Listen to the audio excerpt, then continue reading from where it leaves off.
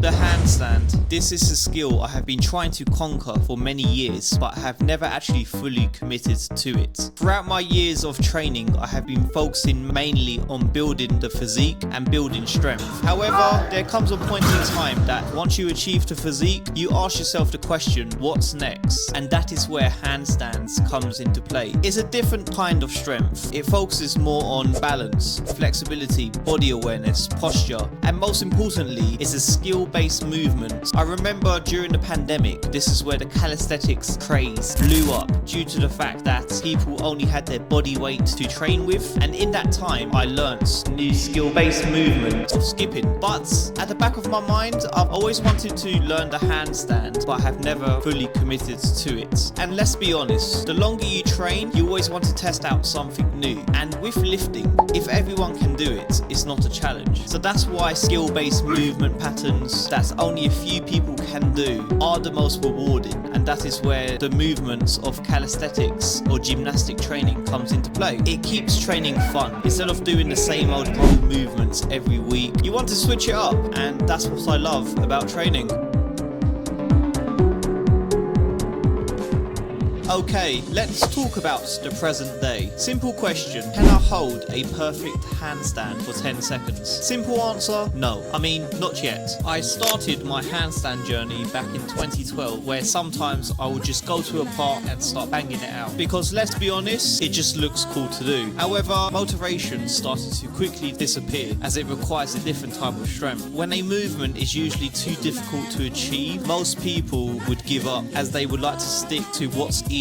Anyone can learn the movements, but you do need perseverance. So as the years went by, I spontaneously tried to do handstands again, but never fully committed. And this begs the question, why haven't I achieved it yet? I know from training that my strength is up there. I can do a lot of body weight movements when doing press-ups, chin-ups, dips for a certain amount of reps. But none of these movements requires balance. And I always thought, whenever I do handstand training, my wrist always hurts. So that's why I bought myself a pair of parallettes to see if this would actually make a difference or not. I know if you lift a lot, parallettes, they say it's easier on the wrists. However, I'm skipping a step because fundamentally you want to learn how to do the handstand correctly on your hands and then include parallettes later on. So I tried, but nothing came out of these short bursts of motivation. So I backed out again and just left it there. However, since starting this YouTube channel, I'm preaching about hybrid training. Luckily, we live in a social media generation. Everything's on YouTube, TikTok or Instagram about how to learn how to do a handstand. Of course, it would help if I have a handstand coach with me, but watching videos allows me to take a few notes down to see what my issue is. And all this time, I know that lifting makes you stiff. Hence, if you do press a lot, your shoulders lock up and they're never fully opened. And every time I used to do the handstand, I would do it with my feet touching the wall. This calls the banana back.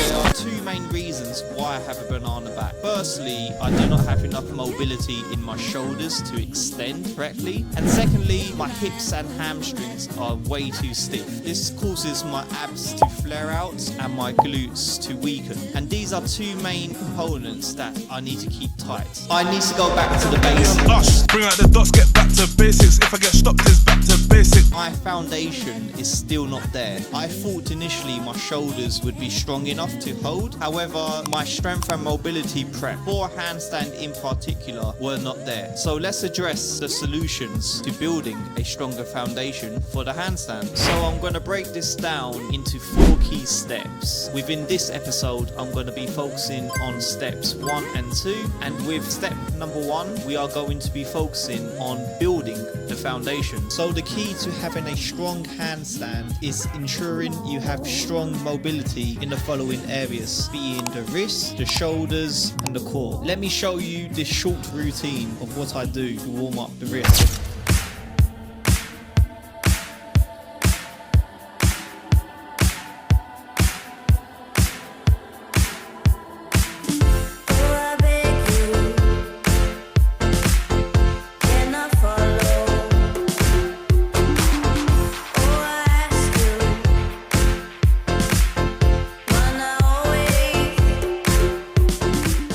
When it comes to the shoulders, I like to follow a lot of mobility routines on YouTube. A lot of this is extending through the traps and making sure you engage your upper back, your rear delts, and getting some blood flow to that muscle group. And then lastly is ensuring I have a strong core. When I train on the ground, I make sure to do hollow body holds. My lower back is on the ground, I'm not arching. That will allow me to have good form when I do the handstand.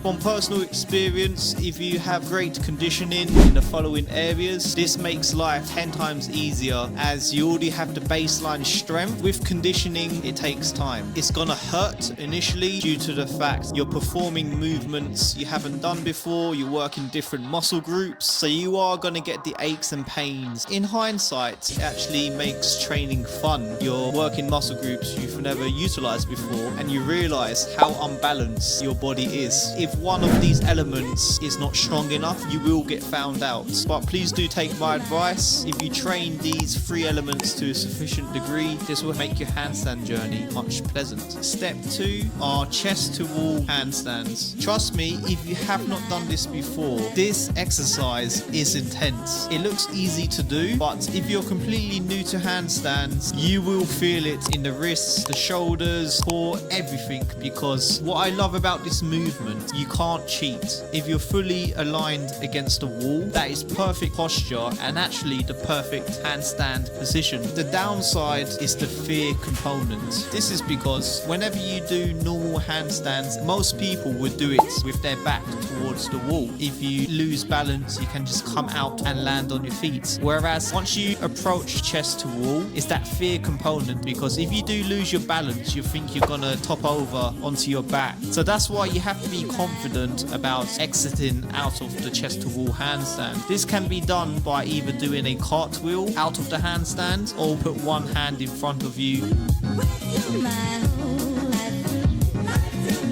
So once you start experimenting with this type of handstand, here are some drills I've been doing that's allowed me to build fundamental strength in my shoulders. Firstly, we have chest to wall handstand holds. What I like to do is to break this down into 3 components. Try doing 3 sets of 30 seconds with your chest to wall. Once you're confident, increase the time to 2 sets of 45 seconds. And finally is to do 2 sets of 60-second holds. Once you achieve this step, you've got the fundamental baseline strength within the shoulders. That's going to allow you to become much more competent in holding a handstand for a long time. And also make sure to relax into it. I know that's being upside down, most people panic, blood rushes to your head. If you relax into it and make sure you take deep breaths and stay calm, your body will start to become accustomed to this movement, which makes it much easier in the long run. Other drills I've been incorporating are wall walks. Start in a plank with your feet against the wall, walk your feet up the wall, stop when your chest is close to the wall, hold, then come out of the handstand. Repeat this 3 to 5 reps. Also, you can incorporate wall shrugs. This is integral to actually pushing away from the ground, and that allows you to stimulate your upper traps. And then lastly, I like to do is wall shoulder taps. Eventually, once you become confident in facing the wall, you can start to shift your weight on one side, touch your shoulder, and then return. I want to wrap up the video here, as steps 3 and 4 are going to be focused more on the handstand kick-ups and trying to not rely on the wall as much. But again, I'm a complete beginner when it comes to handstands. I'm not an expert, but I'm documenting my journey to actually show you what it looks like for a real beginner. I'm also open to hearing from any handstand experts watching this video. Feel free to put some notes in the comments about what else I can do to improve my handstand journey. And until then, stay tuned for part 2 of my handstand progression, and I look forward to seeing you in the next video. Ciao, ciao.